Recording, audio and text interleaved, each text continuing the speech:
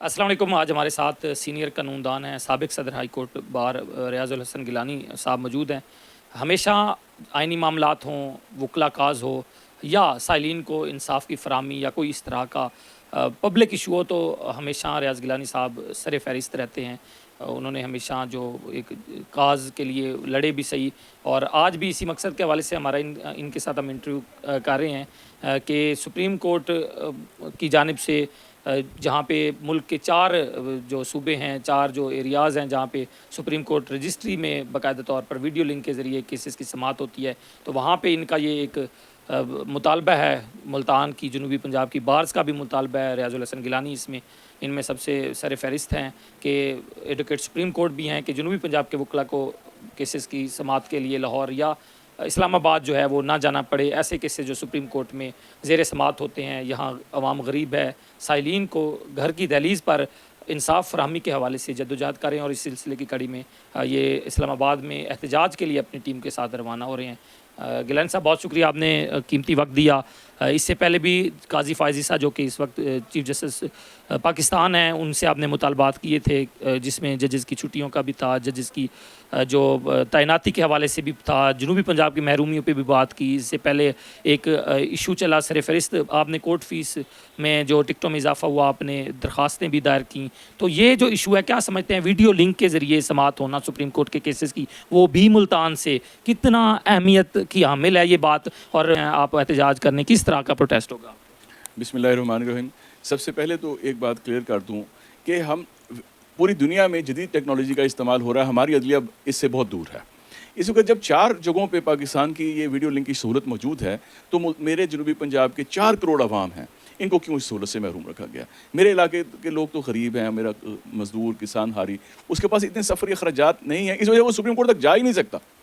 یہ تو ریاست کی ذمہ داری ہے سستا فوری انصاف آپ کی دہلیز پہ فراہم کرنا. آپ ریاست کے کسی باشندے کو محض اس وجہ سے انصاف سے محروم نہیں کر سکتے کہ اس کے پاس پیسے نہیں ہیں.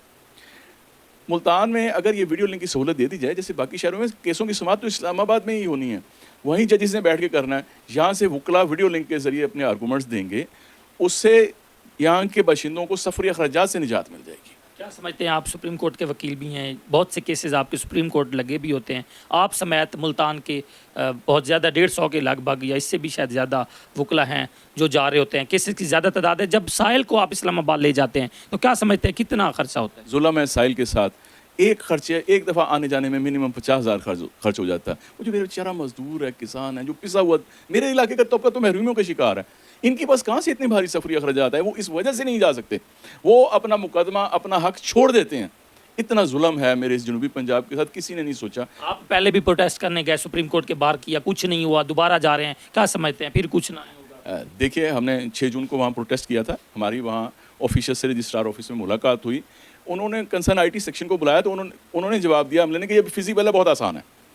چیف صاحب سے ہماری ملاقات نہ ہو پائی, ہم دوبارہ جا رہے ہیں. یہ بات نہیں ہے کہ پہلے کچھ نہیں ہوا, جدوجہد تو زندگی کا حصہ ہے. آپ نے جب صدر ہائی کورٹ بار تھے, مجھے یاد ہے, آل پاکستان وکلا کنونشن منعقد کیا تھا, سپریم کورٹ کے چیف جسٹس سے مطالبات بھی کیے تھے, اس وقت انہیں جج تھے قاضی فائز عیسیٰ صاحب, اور انہوں نے آپ کے اس ایک لیٹر کا جواب بھی دیا تھا کہ آپ سمجھتے نہیں کہ یہ حل جو ہے جا کے زو بزو ملاقات کا ہے, جب بارز آپ کے ساتھ ہے تو آپ ان سے مل کے یہ بات کر لیں, پروٹیسٹ ہی کیوں؟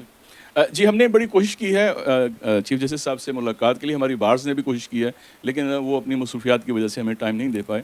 تو مہذب معاشروں میں پھر دوسرا طریقہ یہی ہوتا ہے. جب قاضی فائز عیسیٰ صاحب تھے سینئر پیونی جج, تو تب انہوں نے ہم سے وعدہ کیا تھا کہ ہماری جو لارڈز کنونشن میں جو ریزولوشن پاس ہوئی سب پہ عمل درآمد کریں گے. چیف جسٹس بننے کے بعد ظاہر ہے کہ ان کو مصروفیات زیادہ ہو گئی ہیں, یا وہ شاید پھر اپنا وعدہ بھول گئے ہیں. تو ہم امید کرتے ہیں کہ ہم وہاں جا کے ان کو ان کے وعدے بھی یاد دلائیں گے, اپنے جنوبی پنجاب کی محرومی. اس طرح کا پروٹیسٹ ہوگا پورا ہم احتجاج کریں گے, ہم سپریم کورٹ کے باہر دھرنا دیں گے ہم, اور ہم کوشش کریں گے کہ ہماری سنوائی ہو جائے. آخری احتجاج ہوا, اس میں کسی نے آپ سے بات کرنے کی کوشش کی کوئی؟ جی, اس وقت جو آفیشلز تھے سپریم کورٹ کے, انہوں نے ہم سے بات کی تھی. اس میں فیزیبلٹی رپورٹ بھی انہوں نے بنا لی تھی کہ یہ واقعی فیزیبل ہے, اس میں کوئی دشواری نہیں ہے, اور انہوں نے کہا تھا کہ ہم یہ چیف صاحب کو پیش کریں گے. لیکن اس کے بعد سے آج تک اس پہ کچھ نہیں ہوا, تو اس لیے دوبارہ جا رہے ہیں. آپ سمجھتے ہیں, ہم بھی سمجھتے ہیں, پورے جنوبی پنجاب کا یہ مسئلہ ہے, آپ اکیلے ہی کیوں پروٹیسٹ پہ؟ نہیں, میں اکیلا نہیں, ساری بات, ہم ایک نمائندہ وفد کی صورت میں جا رہے ہیں. دیکھیے, ہم نے احتجاج کرنا, ہم نے وہاں پہ کوئی لڑائی نہیں کرنی. پورا ہم احتجاج کے لیے ایک نمائندہ وفد جا رہا ہے ہمارا, جو ساری جنوبی پنجاب کی باروں نے مشترکہ طور پہ تشکیل دیا ہے. مجھے صرف کوآرڈینیٹر بنایا گیا, بس میرا کام اتنا سا ہے. تو اور وکلا بھی جائیں گے, ایک وفد ہمارا جائے گا جو وہاں پروٹیسٹ کرے گا.